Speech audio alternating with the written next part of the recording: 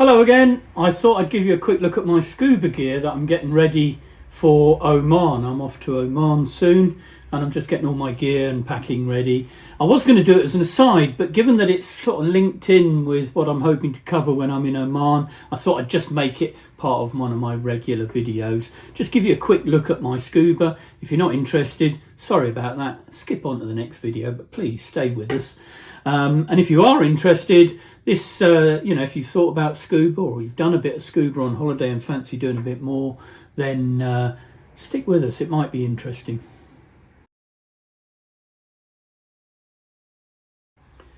Well, we're back again and my penis plant has flowered. It literally did that overnight. It went from a sort of phallic sprout to that overnight. It's blown my mind. And what's more, there's more to come. It's growing another willy.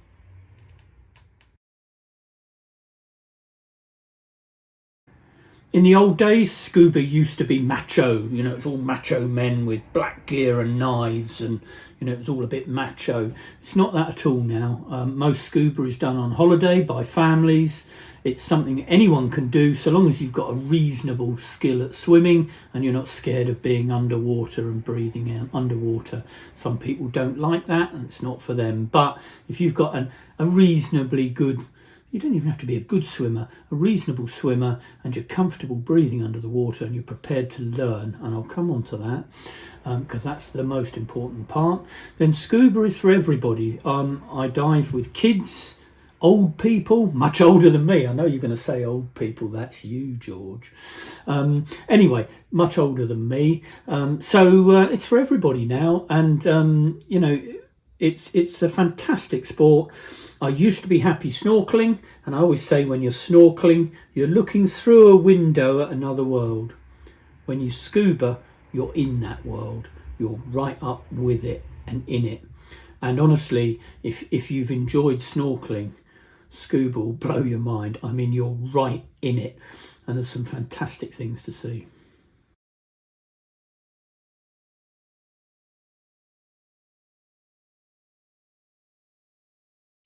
So, can't stress this enough. If you want to scuba, go and learn it.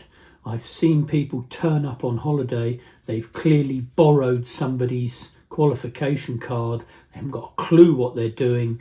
They are extremely dangerous. You would think that going underwater and breathing underwater would be an alarm bell enough for people to realise they have to learn to do it properly. But there are a number of gotchas which are extremely dangerous. So, for example, when you snorkel, you learn to hold your breath. You dive down, you hold your breath, and you hold your breath while you're doing it. You must never hold your breath when you're scuba diving. There's a reason for it. It's the pressure differences. As you come up, air in your lung, it expands dramatically, and you mustn't hold your breath. There's a lot of scuba divers sing on the way up, but you must never hold your breath. One of the most dangerous things you can do, I was diving in Israel, we had snorkelers coming down and asking us for a puff of air off our reserve, and the guide said don't do it because snorkelers are trained to hold their breath. They'll take a puff of air at 4 or 6 meters down, they'll hold their breath coming up, and they'll rupture their lungs. Very, very dangerous. I don't want to scare you off scuba. It's a brilliant sport so long as you know what you're doing. So please don't take this as training. I'm just showing you my gear. Likewise, go to a decent school, get some good training. When you're looking for a club, there's a few things to learn. I was very lucky. I learned with a guy, Bob. If you're watching, Bob, thank you very much. I hope you're watching. I learned with a school that taught you not just the diving, not just the safety of diving, as in you'll pass your exam. There is an exam. It's multiple choice. I nearly said multiple guess. It's multiple choice, but there is an exam. You do have to learn to be safe. And this club also taught me the etiquette of diving, and that was invaluable because you can get people who get taught on holiday. They get taught to pass, say for example, the PADI open water ticket, but they don't get taught the little nuances of dive etiquette. And for example, one of them is you arrive at the dive site, And there's always one bloody idiot on the boat who hasn't got ready, isn't ready, can't find a fin, can't get their fin on. Learn all those, master it, because if you're that person on the boat, everybody's watching you. Everybody, any qualified diver, any experienced diver is watching you, because they're thinking, that's the one I'm going to have to rescue. They're the one we need to keep an eye on. Well, I don't know about you, but I don't like being that person. So find a school that's going to teach you not just to pass the exam, which a lot of the holiday places, it's a sausage machine. How many passes can we get? And they get paid, obviously on the courses and passing. Find somebody who's a bit passionate about the diving and he's going to teach you that etiquette. In the UK, there's 3 clubs, but there's 2 main ones. There's PADI, which is an American-based system, and then there's BSAC, British Sub-Aqua. There used to be a load of friction between them. BSAC hated PADI. PADI didn't like BSAC. Oh, there was some terrible frictions. The culture was completely different. That's not there so much now. I remember walking into a club that was almost entirely BSAC divers, being extremely welcomed, and they all said, well, we're all divers, we're all doing the same thing. And we used to compare notes on training, oh, well, we were taught to do that. Oh, that's a good idea. You learn things from looking at the different disciplines. So you've got BSAC and PADI generally in the UK. There's a few other fringe clubs that have come up and go and whatever. But what you really need is a club where their ticket is accepted. You turn up with your qualification, and people will accept it all over the world. For me, that's been PADI. Let's have a quick look at my gear. It's on the dining room table, so we'll go there. Right, so we've got a cup of coffee. Always good to start with a cup of coffee. And some spearmint chews. Love these things. Probably don't go well with coffee. So we're ready to go. We'll start with the regs, or regulator. Basically, this is a reasonably old setup now, but I've loved this setup. I've had some fantastic dives with it. Is Mara's Abyss, as I say, old now, but still going wonderfully strong. And so this is what you're breathing from. So this is really the key part. This goes onto the cylinder. This is called a yoke fitting. There's another type called a din fitting, which tends to get used abroad. I've lost the dust cap. Always lose the dust cap. What this does is this takes the very high pressure of the tank. So the cylinder on your back has got a huge pressure, 230 or so bar, so 230 times air pressure. When you consider a car tyre is between 2 and 3 bar, you're 100 times more than a car tyre. So a lot of pressure in the cylinder. And what this does is it takes that very high pressure down to an intermediate pressure, and it does it based on the pressure of the water. So as you go down in the water, pressure gets greater and greater. If you went down to 20 meters with a plastic bottle, it would be completely crushed. And so this thing effectively has to supply air at pressure relative to the water pressure around you, and that's exactly what it does. So there's a valve in the top here that's taking the water pressure, and it's pushing this out on high pressure here. See these HPs? So this comes out at the pressure of the cylinder. That goes to the gauges to tell you how much is in your cylinder. So there's the gauges here, and that's your gauge there, as you can see in bar. When you get down to 50 bar, which is still significantly higher than even a lorry tyre, or around about what's in a lorry tyre, I think, you're considered to be pretty much on empty or time to be near the surface. A full cylinder will get me up to here somewhere, 230 odd bar. And everyone asks, how long will that last you? Well, it depends. If you're down very deep, as I've explained, the pressure is huge, which means that this has to supply you with pressure which is relatively high pressure compared to what it would be on the surface. So when you're down 20-30 meters, you're burning through your air really quite fast. When you're near the surface, 4 to 6 meters on a coral dive, you can go for a good hour and a half. Probably you're bored at an hour and a half, but on a full cylinder you'll get an hour to an hour and a half in shallow water. As soon as you start going down deep, you're down to much smaller times, shorter times, not just from your air but also from the compression. That's another thing, a whole different subject, but I'm really just showing you my gear here. When I bought this gear, it came with great big fat hoses, big heavy rubberized hoses like this. It was really quite unwieldy, and as technology's come along, we get these lovely small hoses which are less, you know, clumsy, less unwieldy, and lovely colours too. So basically, let me split this away. So your regs go to the right and everything else goes to the left. You have two regulators. You have a main regulator and you have a reserve. The reason the reserve is bright yellow is because if you're diving with your buddy and they have a problem, they grab this. And they grab it pretty fast, I can tell you. And that's why you dive with a buddy. So say they run out of air, and it can happen, or there's a malfunction. These can freeze in very cold water, all sorts of issues. They can grab yours and they can get air. So you have two, a main and a reserve or auxiliary. As I say, it's always brightly coloured, it's always easy to find. This one, hopefully you're going to be using it anyway, it's going to be in your mouth. So they're the regulators. Now what they do, just like the first stage here, reduces it from a very high pressure to intermediate pressure. Off the top of my head, I'm going to have to look this up, I think it's 4 or 5 bar, so it's still quite high pressure to your regulators. Your regulators do exactly the same thing. So they take the ambient water pressure and they supply the air at exactly that pressure.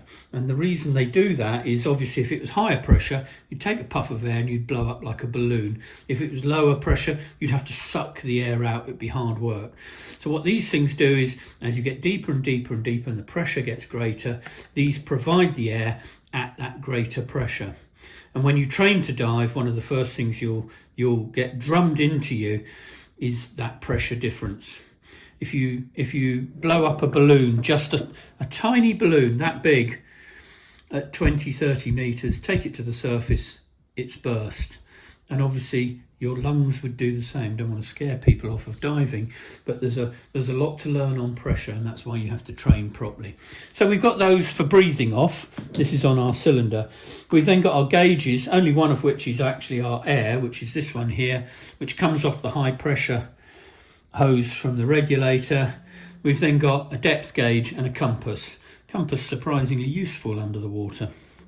This is quite an old style again. A lot of people have replaced these with a computer on the end here, which gives them their depth and everything else. I'll come onto my computer in a minute. Then we have one other hose, and that supplies air at the intermediate pressure, so reasonably high pressure compared to what you're breathing, and that supplies to your BCD jacket, which we'll come on to next. So this is my BCD. This is an old one. I mean, a lot of the paddy guys, you know, see this and think you've been diving since you were a schoolboy. I love this jacket. It's a UK family-run business. They guarantee the jacket for life. If I have a tab come off this now, I can send it back to them and they will honour it. In fact, they have done already. One of these valves went and I spoke to them. They just sent me a new one. They've been fantastic. This jacket is a bit different to the normal jackets. This is a bit heavier. I think a lot of the wreck divers tend to like this. It's a bit more industrial than your holiday jacket, and there's a reason. This thing has so much redundancy. You'll remember I showed you from the regulator that there's a hose with intermediate pressure. That comes down to here. As it happens, it doesn't, because buddy jackets have the really annoying thing that you use a different connector. So I've got this set up for holiday diving, which will fit onto a normal BCD jacket. But you have to have a larger one for the buddy jackets. And it's a constant annoyance. So when I go diving, if I'm going to dive with a holiday jacket, I put this hose on my regulator, and if I'm using my own, I put this hose on my regulator. Really bloody annoying, but hey ho, it's worth it, and I'll show you why it's worth it. The buddy jacket has yet another regulator built in. So the buoyancy control device, BCD, you might be surprised to know that with all this heavy gear and a damn great cylinder on your back, you still don't sink. And so we use this as a sort of inflatable jacket. It's a bit like a life jacket where we can adjust the buoyancy, and we can inflate it by pushing air in from our cylinder and releasing air from the cylinder. Sorry, it's that one. But that's how you get most BCDs have a breathing place there where you can manually inflate the jacket and you can put air in and let air out. What this has is it also has a regulator. So not only do I have my main regulator, my spare regulator, I also have a regulator on my jacket. And when I bought this, it came with yet another cylinder which can go in the jacket here, which gives you not just an auxiliary regulator, gives you an entire auxiliary air source which you can fill the jacket from, and you can actually breathe from. You can breathe through the jacket using this regulator. Brilliant system, but it had a few flaws. The first is I have done some breathing through this jacket. Twice I've done it as an exercise just to make sure that I was comfortable with doing it. Both times I got a chest infection afterwards. I have a feeling that the bladder inside the jacket probably has some nasty shit in it, for lack of a better term. So occasionally I open it up and I flush it out with Milton and things. But to be fair, if you're down to a second air source, you're in an emergency, really a chest infection is the least of your worries. So it has that. The other problem it has now is that when I bought this, filling cylinders was a pretty straightforward thing. You hooked them on, you filled them up. Now there's so many damn regulations. I have to have this cylinder tested, stamped every so many years, and I suspect just because of this corrosion here it would fail, so I'd have to buy a new cylinder. So I've given up on this cylinder. In theory, I can fill this from another cylinder and use it without it being certified, but I shouldn't really be doing it. So I tend to leave this. It's also heavy. If you take it on a plane, they panic that it might have pressure in it. You know, I've had my bag taken off the plane and had them open the valve just to make sure there's no air in it, because they're so paranoid of a pressurised cylinder in the plane, which I don't blame them for. So generally speaking, my secondary cylinder now doesn't go diving with me anymore, but I still love the jacket. Right, I'm talking a bit funny because I've got one of these lovely spearmint chews in my mouth. So next you've got your dive weights. As I say, you may be surprised to find you don't sink with all that gear on, but actually you don't. If you've got a steel cylinder, that's always heavier than water, even when it's empty, and you don't have to worry about it. But when you've got these aluminium cylinders like they use on a lot of the holiday diving, they're heavier than water when you start the dive, but they're buoyant, they're lighter than water when you end the dive, when you take the air out of them. So you find you sink fine at the beginning of the dive, and by the end of the dive, you're struggling to stay under the water. And the key with diving, the number one skill with diving, is buoyancy. Once you've got your buoyancy mastered, diving becomes a whole lot more fun. And when you get an experienced diver, that's what they've learned. They've got buoyancy mastered. When you see holiday divers crashing into the bottom, running away up to the top, you know, struggling, swimming to stay down all the time or swimming to stay up all the time, it's the sign of an experienced diver when you're not doing that. So weights are important.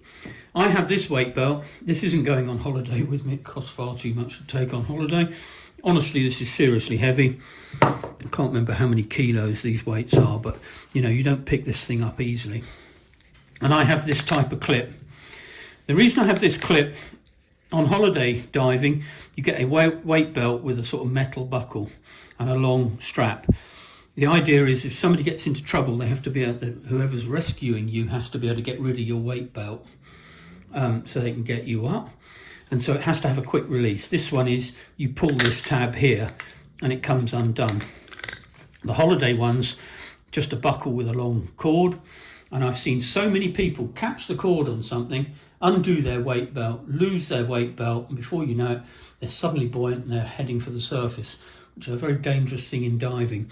So I like this weight belt. And in fact, I may well take the weights off and just take the belt with me on holiday. But that's a quick look at the weight belt. Now, with modern BCDs, the jackets, a lot of them have got integrated weights, so you have sort of lead shot weights that plug into the BCD, and that's a really nice system, much more comfortable. This tends to be rather uncomfortable around your middle, as you can imagine, especially getting in and out the water. And finally, the bits that most people know about. These are fins. Do not call them flippers. They are not. Flippers are dolphin. These are fins. These are lightweight ones. I have some really heavyweight ones. Generally the sort of fins that you use for diving, just quite a bit more industrial than the ones you use for swimming. So these are lightweight. These are my pool fins. I use them in the pool. You do need fins when you've got all that gear on. You don't move easily without them.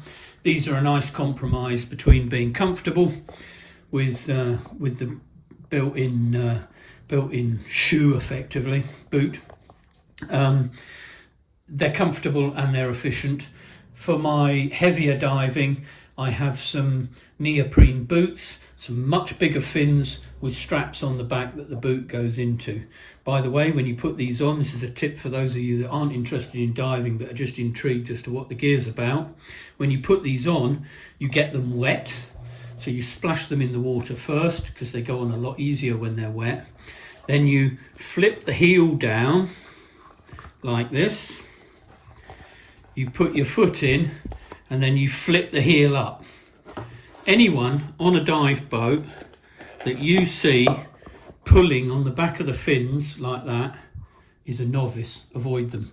Now, you think that might be a bit strong, but when you're on a dive boat, certainly as an experienced diver, the thing you're doing is you're looking at all the other divers and working out who's going to cause you the problems, who's likely to get into trouble, who's going to get lost, who's going to not conform with the dive leader's guides, and that sort of thing.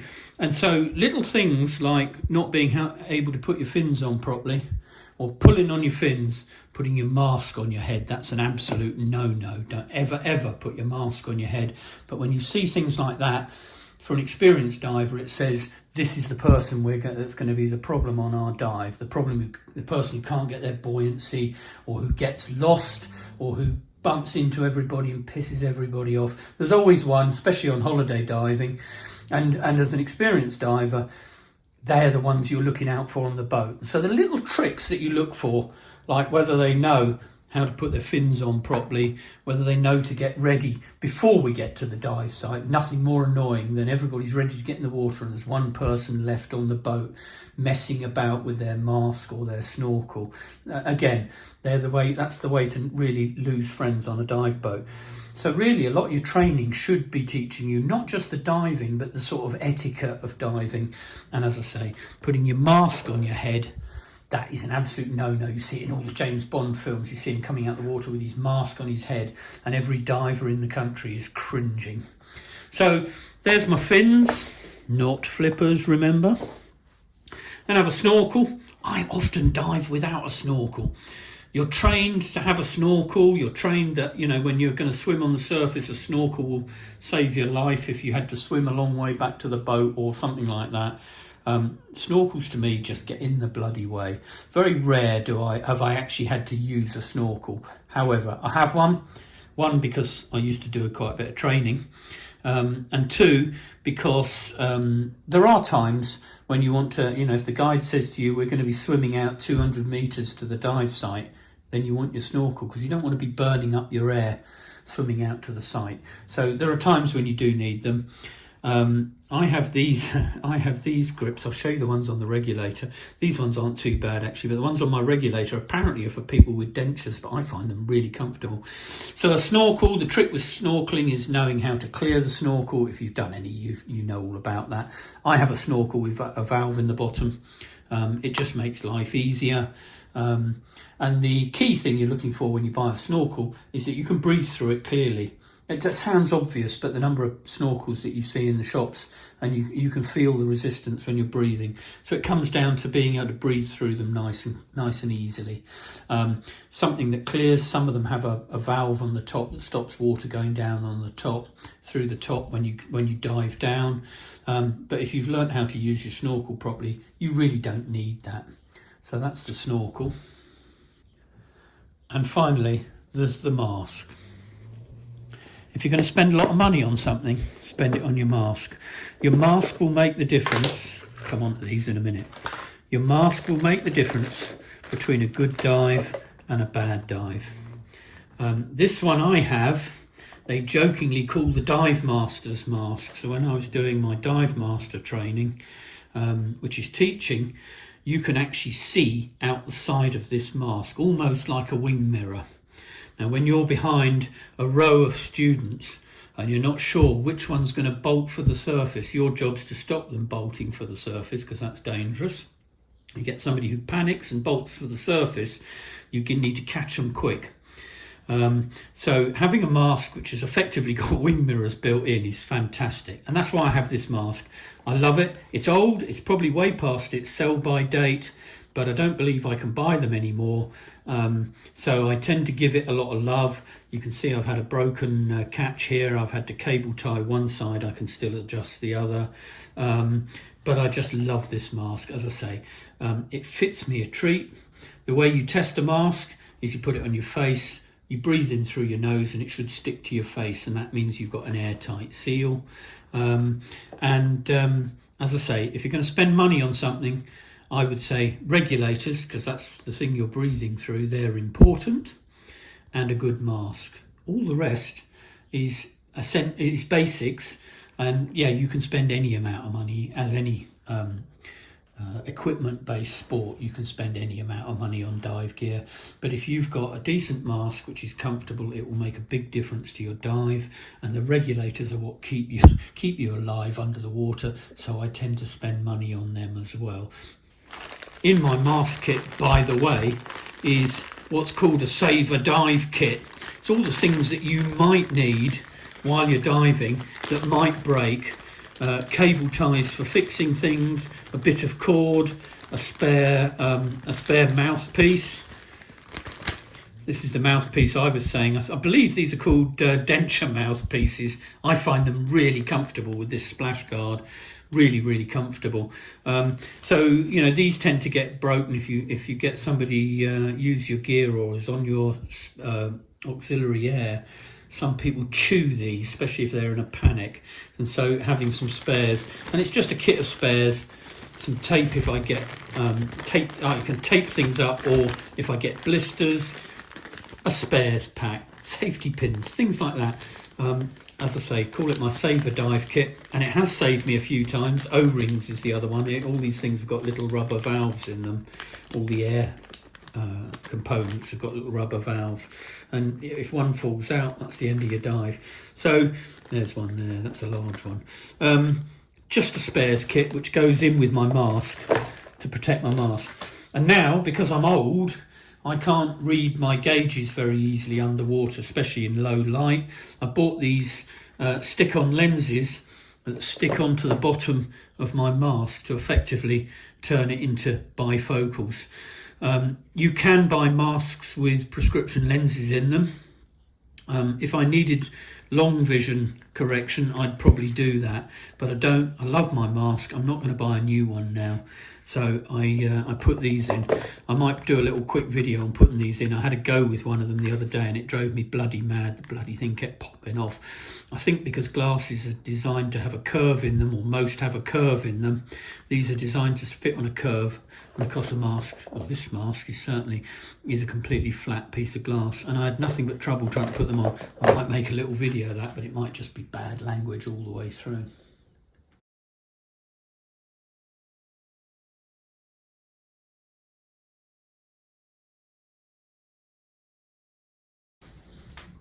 So that's a quick look at my equipment. Sounds rude, doesn't it?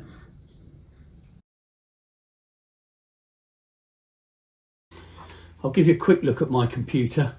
This is off the arc, really. Most divers wouldn't dream of diving with a computer this old. It's got to be 20 something years old. I love it. And what it does is it gives me accurate depth, far more accurate than my gauge. Gives me time under the water, but it gives me time remaining under the water. So you're limited to the amount of time that you can spend under pressure, and that's actually the key. It's as you go down, you're getting under pressure. You'll realise there's a theme running through this now. It's all about pressure. You go down, you're compressed. Your body is actually absorbing nitrogen, and that's why you can't stay down for more than a certain amount of time. If you're looking around reefs at 4-6 meters, it's almost forever. It's not, but it's almost, it's a long time. It's more than you're going to be there anyway. As soon as you start going down to serious depths, computer's fantastic. Not only does it record at each depth, so it works it out as a variable, whereas when you use dive tables, which is something you do as you're training, you sort of put the maximum dive and it takes that as your dive. Well, very rarely do you go straight down to 20 meters, stay at 20 meters and then come up. Normally you go down deep and then you come up and then you spend a half hour dawdling around the reefs and stuff, and that's good diving, to come up on that slow profile. And what the computer does is it's constantly adjusting based on your depth. So generally you get a longer dive with a computer than without. They're safer, you don't have to learn tables, there's no chance of making a mistake. So long as that's on your wrist, it will be telling you what your compression is and how long you've got left on your dive. Likewise, you can't fly for 24 hours after diving, again because of the nitrogen absorbed into your body under pressure. When you go on a plane, it's pressurized, but it's not the same pressure as it is on at sea level. And so the computer will say there's 4 hours before you can fly, 3 hours before you can fly, and it works all that out for you. There's a lovely story of this computer. I was in Eilat doing a dolphin dive, and the dive guide said, "Oh my God," he said, "those things are sought after now." He said, "Don't take that off your wrist." He said, "Literally, don't take it off your wrist. It'll get pinched."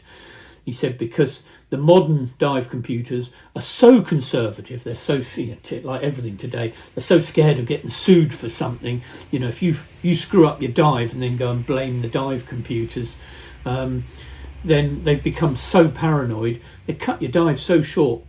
And yes, I know that might be a safety thing, but I'm quite confident with my dive computer. It's never let me down. I've never had any problems, and I'm really confident of it. So the guy said to me, "Don't even take it off your wrist." He said, "Even when you go and shower, don't take it off your wrist. It will get pinched." Anyway, I thought that's a bit excessive. I went and had my shower and got changed, and I hung it on the hook in the shower cubicle, by the door of the shower cubicle, and I saw a hand come round and try and grab it. Literally, that's how pinchable these have become. So you've got one of these, it's worth a bit of money now. It's huge. I mean, modern dive computers are like Apple Watches. It's huge, but I love it. And as I say, never ever let me down. By the way, I said if you're going to spend some money, spend it on a mask and regulators. Mask will make your dive comfortable, doesn't flood, you're not looking through water all the time. But also regulators, the thing that's going to keep you alive under the water. It's important. You don't need that to stop supplying you with air. Pretty obvious, really. I would say the next thing's a computer. Computer will improve your diving times. It's a safety thing. It will give you longer under the water. It's lovely to just say, yeah, I've got 12 more minutes, and then start coming up, and then realise that you've now got 20 minutes because you've come up a little bit, and you can really plan your dive on it. So yeah, you might want to think about a dive computer as your next important piece of kit.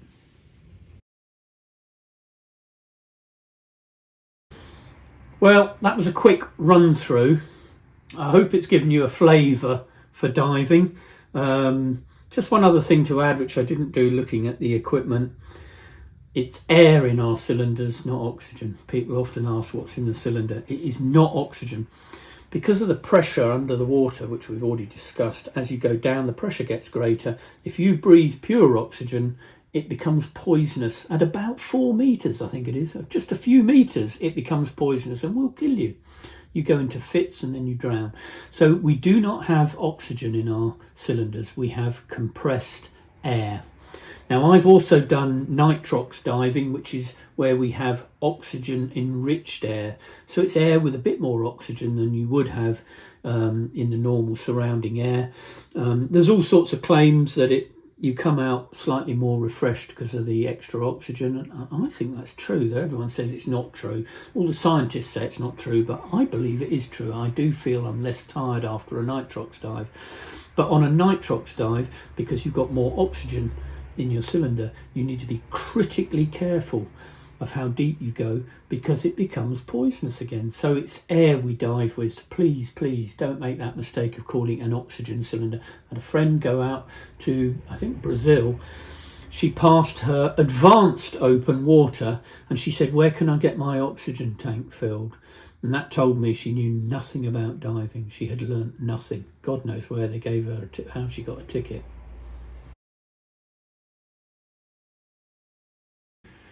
You're taught when you're diving that if you're sick under the water, and it happens more than you'd think, sometimes it's because the guys, normally teenagers you've been diving with, have been out partying the night before and got a stinking hangover, and just a little bit of water movement sets them off. Sometimes it's because you've been on a really rough boat trip out to the dive site. You've all been on the boat bobbing around getting your gear on, and by the time you get in the water you're feeling a little bit seasick. So they say if you're sick underwater, which happens quite a bit, and by the way, the fish eat it so fast. If you want to see fish get somebody to be sick underwater, I know that's horrible. So they say when you're sick, keep the regulator in your mouth. And the reason is that when you're sick, you have an involuntary reflex. So you shouldn't take the regulator out your mouth, or you can take water in and that involuntary reflex. And actually, a regulator, you can be sick through a regulator.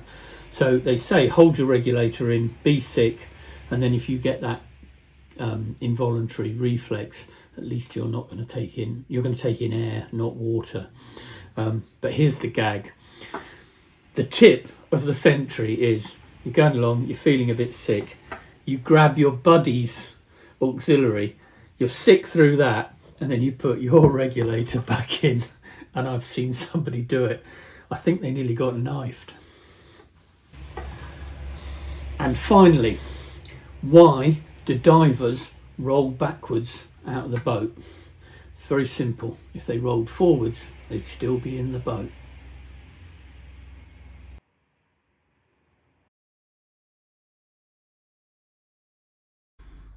Well, I hope that wasn't too fringe for everyone. You may have gathered, even though the continuity, I've still got the black t-shirt on. I am actually now in Oman. I have my Pakari sweat. Great naming, good marketing, eh?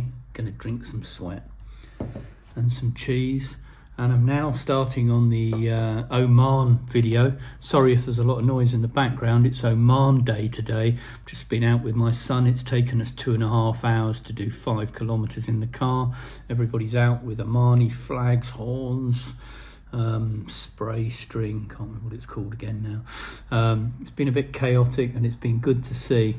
And it's still going on. It's absolute mayhem out there as everybody's out in their cars celebrating Oman Day. So stick with me. Next video is going to be about Oman. I'm in Muscat.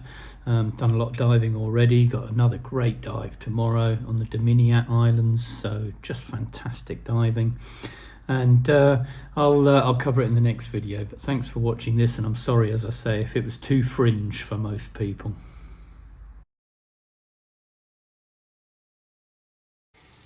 Mags, shut up! And for the observant amongst you, I fixed the bowsprit on my boat. I'm chuffed to bits with that. It's made it look a lot better. Well, somebody was intrigued by me showing everybody my scuba gear.